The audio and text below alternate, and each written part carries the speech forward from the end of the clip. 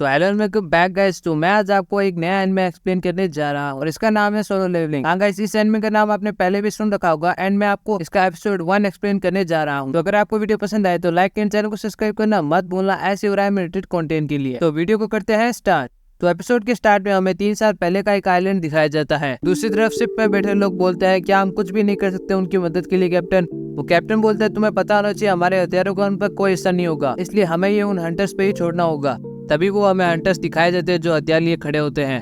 उन हंटर्स के ऊपर आंट्स का एक ग्रुप हमला कर देता है। वो सभी हंटर्स मिलकर लड़ने की कोशिश करते हैं पर उन चींटियों पर उसका कोई असर नहीं होता है। तभी उनमें से एक बोलता है मैं मरने वाला हूँ, हम इन दुश्मनों को नहीं संभाल सकते हैं।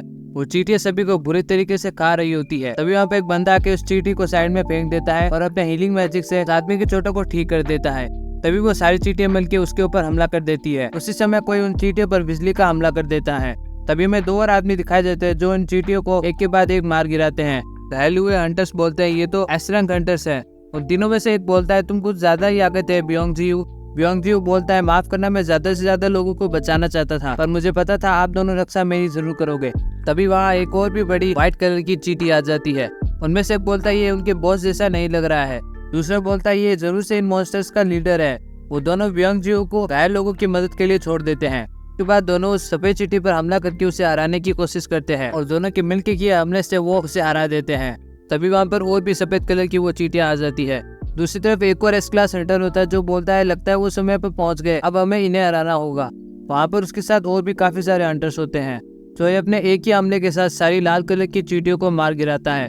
वो सभी को बची हुई सफेद कलर की चींटियों पर हमला करने के लिए बोलता है। तभी हमें एक 10 साल से भी पुरानी बात बताई जाती है। एक पोर्टल जो दूसरी दुनियाओं को जोड़ता है वो अचानक से हमारी दुनिया में सामने आता है और उसके अंदर से काफी सारे अलग अलग तरह के मॉन्स्टर्स आते हैं और उन्हें नॉर्मल हथियारों से नहीं हराया जा सकता था। और तब कुछ लोगों में एक खास तरह की एबिलिटी आ गई जिससे वो उन मॉन्स्टर से लड़ पाए और तभी से उन्हें हंटर्स कहा जाने लगा। और सभी हंटर्स को उनकी जादुई शक्तियों के हिसाब से रैंक दी गई, जिसमें सबसे ऊपर है एस रैंक, उसके बाद है A, B, C, D और सबसे नीचे है E रैंक। हालांकि एक बार एबिलिटी अवेकन होने के बाद चाहे वो कुछ भी कर ले वो उसे सुधार नहीं सकता है। उसके बाद 30 साल बाद के अभी का समय हमें दिखाया जाता है। हमें वहाँ एक बिल्डिंग देखने को मिलती है जहाँ एक पोर्टल खुला हुआ होता है। वहाँ पे हमें एक किम नाम का आदमी खड़ा दिखाया जाता है। तभी वहाँ पर पाक नाम का एक उसका दोस्त भी आ जाता है। किम उसे देख के बोलता है आज तुम यहाँ कैसे, मुझे लगा था तुमने हंटर बने रहना छोड़ दिया। पाक बोलता है मेरी वाइफ प्रेग्नेंट है हमारे दूसरे बच्चे के साथ। किम बोलता है तुम चिंता मत करो, अगर ये मिशन सक्सेसफुल रहा तो हमें काफी सारे पैसे मिलेंगे। पाक बोलता है मैं इतने लंबे समय बाद उससे शायद ही लड़ पाऊंगा।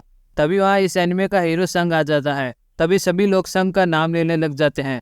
पाक पूछता है कौन है ये, क्या ये ताकतवर है? सभी इसी का ही नाम ले रहे हैं। किम बोलता है इसका एकदम उल्टा है, ये यहाँ तुम्हारे जाने के बाद आया था और ये अभी तक का सबसे कमजोर हंटर है। पाक बोलता है सच में ये इतना ज्यादा कमजोर है? किम बोलता है इस लड़के को यहाँ बुलाने का मतलब है ये मिशन आसान होने वाला है। पाक बोलता है तो अच्छा ये बात है। किम बोलता है पर थोड़ा धीरे बोलो कहीं वो सुन ना ले।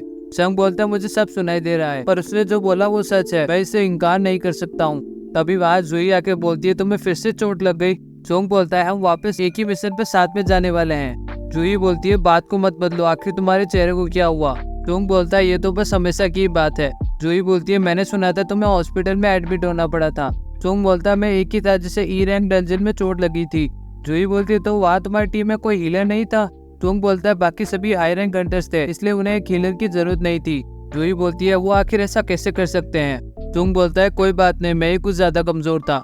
उसके बाद हमें एक आदमी दिखाया जाता है जो बोलता है मेरा नाम संग सियोंग है और मैं इस रेड का लीडर हूँ। संग बोलता है आपसे मिलकर अच्छा लगा मिस्टर सोंग। तभी वो सब उस पोर्टल के अंदर जाना शुरू कर देते हैं। तभी किम सोंग को आके बोलता है हमारे पास में रहना और चोट मत खाना। जुई बोलती है चलो वो बच्चे से हम अपना काम करते हैं। सोंग बोलता है एक छोटा सा चाकू थोड़े से जादू के साथ, मेरी कमाई के साथ मैं सिर्फ ये चाकू ही खरीद सकता हूँ, आज मैं अच्छे से करके दिखाऊंगा। ये कहते ही सोंग उस पोर्टल के अंदर चला जाता है।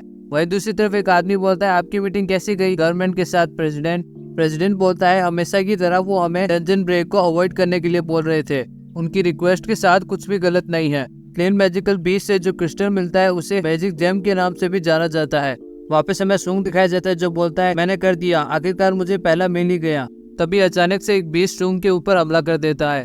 सोंग उस पर अपने चाकू से हमला करता है पर वो वही टूट जाता है। वो बीस्ट सोंग पर हमला करके उसे घायल कर देता है। तभी वहाँ पाक आके उस बीस्ट को खत्म कर देता है। पाक बोलता है मैं अगले मॉन्स्टर को हराने जा रहा हूँ, जोई तुम सोंग को हील करो। जोई सोंग की चोटों को हील करने लग जाती है। वहीं दूसरी तरफ हमें प्रेसिडेंट को दिखाया जाता है जो बोलता है मैजिक जेम जो हमें हाई रैंक बीस्ट को हराने पर मिलते हैं हम उन्हें ताकतवर हथियार में बदल देते हैं, और मैना क्रिस्टल जो लेजेंड से मिलते हैं उन्हें भी वेपन बनाया जा सकता है, पर वो मैजिक जेम जितने असरदार नहीं होते हैं। पर गवर्नमेंट चाहती है हम उन्हें नई तरह की एनर्जी की तरह इस्तेमाल करें। ये न्यूक्लियर ताकत से ज्यादा सुरक्षित और हाइड्रो पावर, विंड पावर और जियोथर्मल पावर से ज्यादा काम की है, तो ये एक कमाल की ग्रीन एनर्जी है। गवर्नमेंट इस पे रिसर्च कर रही है कि मैजिक जेम और मैना क्रिस्टल के इस्तेमाल से बिजली कैसे बनाए। चेंज होकर हमें सॉन्ग दिखाया जाता है जो उस डंजन बॉस को हरा देता है। जूही सुंग से बोलती है क्या तुमने किसी झगड़े की वजह से हंटर बनना चुना? किसी दिन तुम्हें कुछ हो ना जाए, सिर्फ तुम्हारा पेट ही नहीं तुम्हारे पूरे शरीर पर काफी गहरी चोट लगी है। सुंग बोलता है माफ करना मुझे। जूही बोलती है मुझे माफी नहीं चाहिए, मुझे तुम्हारे बारे में चिंता हो रही है। वही सॉन्ग सभी को उनकी रेड का हिस्सा दे रहा होता है। पाक बोलता है यहाँ पर ज्यादा मैंने क्रिस्टल नहीं थे इसलिए हम ज्यादा पैसा नहीं बना पाएंगे। तुंग बोलता है सब पूरा हुआ और मुझे सिर्फ ये ई रैंक जेम मिला, ये मेरी जान को खतरे में डालने के लायक नहीं था। तभी एक आदमी बोलता है सभी यहाँ पर आओ। बाकी सभी बोलते हैं शायद से एक डबल डंजन है जो बॉस को हराने के बाद भी बंद नहीं हुआ है। टोंग बोलता है सभी सुनो, हम इस तरह के हालात में हंटर एसोसिएशन को रिपोर्ट करते हैं और इंस्ट्रक्शन को फॉलो करते हैं। पाक बोलता है ये सिर्फ एक डायरेक्ट डंजन है तो सब ठीक है। किम बोलता है इसकी वाइफ प्रेग्नेंट है दूसरे बच्चे के साथ और पैसे के लिए यहाँ पर काफी कम मैना क्रिस्टल है। सॉन्ग बोलता है मैं समझता हूँ तुम कैसा महसूस कर रहे हो, पर वहाँ पर कुछ अनजान खतरे भी हो सकते हैं, तो चलो वोट करके फैसला करते हैं। उनमें से आधे हंटर जाने के लिए बोलते हैं और आधे ना जाने के लिए। आखिर में सॉन्ग बच जाता है वोट करने के लिए। सॉन्ग मन में सोचता है मुझे पता है मेरे लिए एक डी रैंक डंजन कितना खतरनाक है, पर मेरे पापा मिसिंग है और मैं एक ही हूँ जो अपने परिवार के लिए पैसे कमा सकता हूँ। मेरी माँ के इलाज का खर्चा और मेरी बहन को कॉलेज भी भेजना है, तो इसलिए मुझे पैसे की जरूरत है। सॉन्ग बोलता है मैं जाऊंगा। वही हमें दूसरी तरफ दिखाया जाता है सभी हंटर्स को एक ब्लैक क्रिस्टल की मदद से उनकी रैंक में बांटा जा रहा होता है और बाहर उन हंटर्स को हायर करने के लिए वो एजेंसी उन्हें मना रही होती है। तभी वहाँ एक आदमी चोय को बताता है अभी हमने एक बी रैंक और 2 सी रैंक हंटर्स को मना लिया है हमारे साथ काम करने के लिए, सब कुछ एकदम सही जा रहा है मिस्टर चोय। चोय बोलता है बहुत अच्छे, जिसके भी पास टैलेंट है उसे हायर कर लो, पर मुझे लगता नहीं है हमें चार जैसी कोई और हंटर मिलेगी। तभी हमें दिखाया जाता है 2 लोग एक लेडी का पर्स चुरा के भाग जाते हैं। तभी वहाँ चाय आ जाती है और आराम से उन दोनों से उस लेडी का पर्स वापस ले लेती है। चाय को देख के लोगों की भीड़ और भी बढ़ जाती है, तभी वो वहाँ से चली जाती है। सीन चेंज होते हमें गुफा में जाते हुए लोग दिखाए जाते हैं। उनमें से बोलते हैं हम इस गुफा में 40 मिनट से चल रहे हैं, पर पोर्टल को बॉस के आने के 1 घंटे बाद ही बंद हो जाना चाहिए था। चंग बोलता है माफ करना, मेरी वोट की वजह से तुम्हें भी साथ में आना पड़ा, तुम इससे ठीक तो हो? जूही बोलती है आखिर मैं कैसे ठीक हो सकती हूँ? क्या तुम भूल गए अगर तुम्हें थोड़ी और गहरी चोट लगती तो तुम मर सकते थे। मैं मुश्किल से तुम्हारे हाथों और पैरों को हील कर पाई थी। संग जूही से माफी मांगते हुए सोचता है मैं बी रैंक हीलर जूही की वजह से अभी तक बच पाया हूँ। जूही बोलती है वैसे तुम मुझसे माफी मांग सकते हो अगली बार मुझे खाना खिला के।